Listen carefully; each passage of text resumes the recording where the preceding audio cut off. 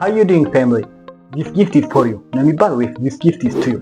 ቱ እና ፎር ስሞል እንግሊሽ ወርዶች ቢሆኑም እናንተ ባላሰባችሁት መልኩ የእንግሊዝኛ ንግግራችሁን ሙሉ በሙሉ የመቀየር አቅም አላቸው። በዚህ ቪዲዮ ሁለቶችንም ቃላት መቼ መጠቀም እንዳለባችሁ እንዲሁም መቼ መጠቀም እንደሌለባችሁ ቀለል አድርገን እናያለን። መጨረሻ ላይ ደግሞ ምን ያክል እንደገባችሁ ለማወቅ 10 ጥያቄዎችን እሰጣችኋለሁ። መልሶችንም ጨምሬ ስንት እንዳገኛችሁ ታሳውቁኛላችሁ።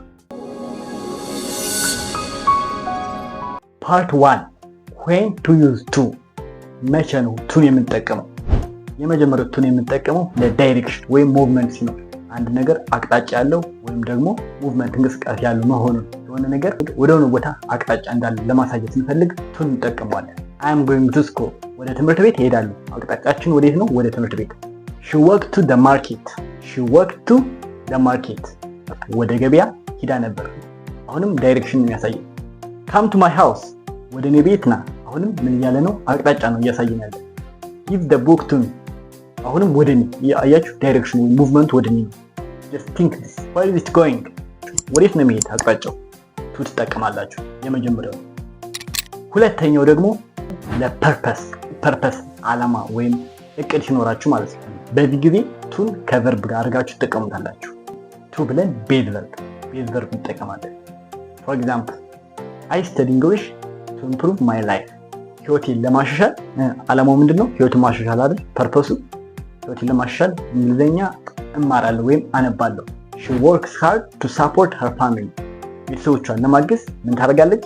ጠንክራ ትሰራለች። ዓላማ አላት ማለት ነው። ፐርፐስ ጠንክራ የመስራት ዓላማዋ ምንድነው? ቤተሰቦቿን ለማገዝ። I woke up early to catch the bus. በጠዋት እነቃለሁ። ለምን ዓላማ ስትባሉ ባስ ለመያዝ። I came here to learn. የመጣሁት ምን ለማድረግ ነው? ለመማር። ዓላማ ምንድነው? መማር። አረፍተ ነገራችሁ ዓላማ ላይ የሚገናኝ ከሆነ ቱን ተጠቀሙ። እዚህ ጋር መርሳት የሌለባችሁ ነገር ቱ ብለን ለርን ነው እንጂ የምንለው ቱ ለርኒንግ አንድ። ምክንያቱም ቱ ብለን ቤዝ ቨርብ መጠቀም ያስፈልገናል። ኦልራይት። ሶስተኛው የቱ ጥቅም ሪሲቨር ወይም ተቀባይነትን ለማመልከት ለሆነ ነገር እንደምናቀብል እናይና ተቀባዩን በምን እንወክለዋለን? በቱ። ፎር ኤግዛምፕል he explained the problem to the teacher. explain the problem to the teacher እዚህ ጋር ምን ያሳያል? ችግሩን እየገለጸለት ነው። ለማን? ለቲቸሩ። ሜሴጅ ሲሆን ኤክስፕሌን ምናምን ሲሆን እነዚህ ሁሉ ሪሲቭ መቀበል ነው የሚያሳይ። በዚህ ሰዓት እንደ ሪሲቭ አድርጋችሁ ቱን ትጠቀሙታላችሁ። I sent money to my family. I sent money to my family. ለቤተሰቦች የገንዘብ ልኬላቸዋለሁ። እዚህ ጋር ማነው ተቀባዮቹ? ቤተሰቦች። ተቀባዮችን ለመግለጽ ወይም ሪሲቨሮችን አሁንም ቱን ተጠቀምኩ ማለት ነው። read the message to me ቅድም እንደነገርኳችሁ ኤክስፕሌን ሜሴጅ ምናምን ነገሮች ሲሆኑ መቀበል ነው የሚያሳዩና ሜሴጁን ለኔ አንብቡ። እኔ ተቀባይ ነኝ። ቱን ተጠቀምኩ ማለት ነው። ኢንተረስቲንግ ምን አየኘቱ ጥቅም? የመጀመሪያው ዳይሬክሽን ወይም ሙቭመንት አቅጣጫ፣ ሁለተኛው ፐርፐስ ዓላማችንን ለማሳየት ቱ አድርገን ቤዝ ቨርብ እየተጠቀምን ማለት ነው። አሁን ደግሞ ሶስተኛ ላይ ምን አይተናል? ሪሲቨር ተቀባዩን ለመግለጽ ለሶስት ዓላማ ተጠቅመናል። ኦልራይት። ፎርንስ መቼ ነው የምትጠቀመው? ፓርት 2 when to use for መቼ ነው ፎር የምትጠቀመው? የመጀመሪያ ፎር ቤኔፊት ማለት ጥቅም ነው አይደል? ያ for instance መግቢያ ላይ ጠየኳችሁ this gift is to you አትሉ for you ነው የምትሉ። ለምን? ጊፍቱ ጠቃሚ ነገር ነው፣ ጥቅም ነው አይደል? this gift is for you ትላላችሁ ለቤኔፊት ሲሆን። I cooked food for my children ለልጆቼ ምግብ ሰርቻለሁ ማለት ምንድነው የሚያሳይ? ምግብ ማብሰሉ ጠቃሚ ነገር ቤኔፊት ያለው ነው። ለማን ይጠቅማል? ለልጆች። ጥቅሙ ለማን እንደሆነ ለመግለጽ ፎር እንጠቀማለን። አሁን እኔ this lesson is for beginners ብል ጥቅም አለው አይደል? ሌሰኑ ፎር አድርጌ ቤኔፊትን ጠቀስኩ ማለት ነው። ጥቅሙን ወይም ቤኔፊት የሚያሳይ ከሆነ ፎርን ተጠቀሙ። ሌላው የፎር ጥቅም ሪዝን ምክንያት ሲኖራችሁ just የሆነ ነገር ተፈጥሯል፣ ለዛ ምክንያት እየነገራችሁ ምክንያት እየጠቀሳችሁ ነው ማለት ነው። for instance he was punished for being late. He was punished for being late. ቅጣት ተቀጣ። ምን ስለሆነ? ሪዝኑ being late አርፍዶ በመገኘቱ አይደል?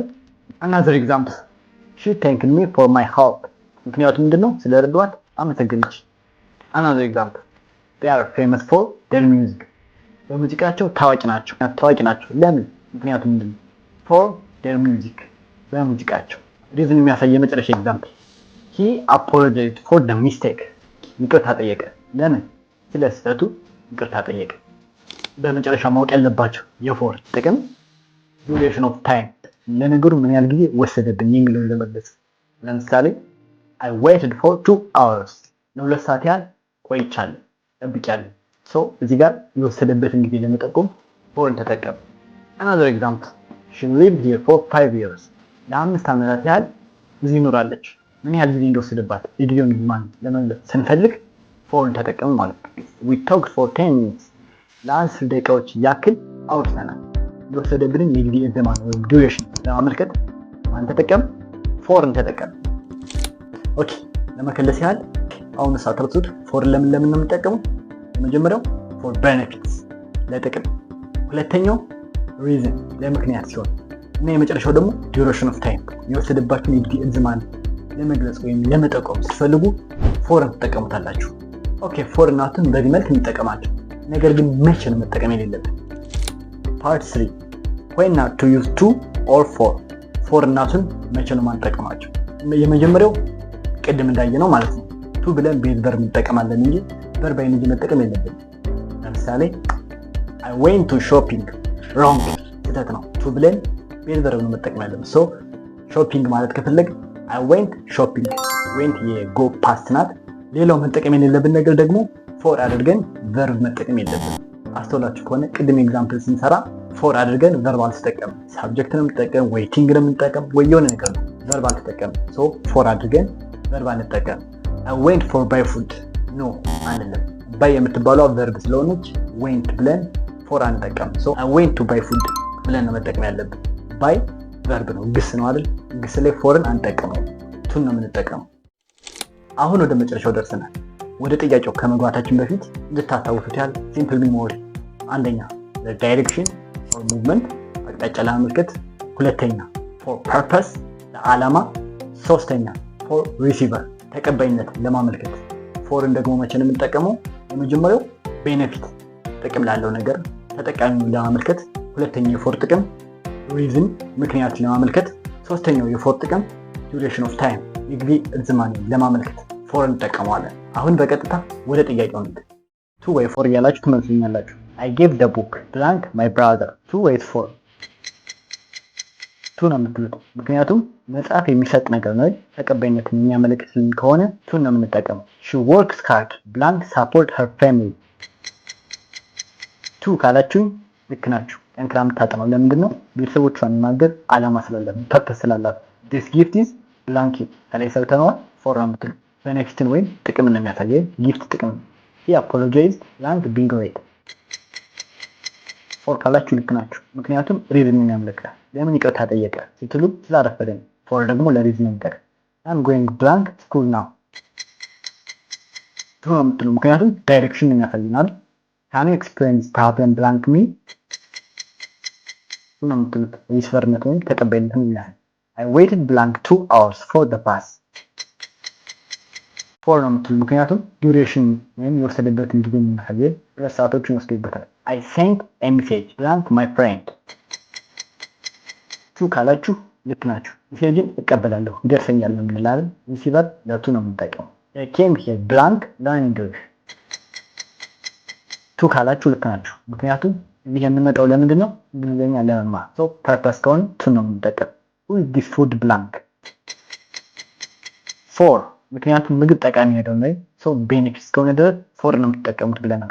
ከአስሩ ስንት እንዳገኛችሁ ኮሜንት ላይ አሳውቁ። Learn English with confidence. God bless our country.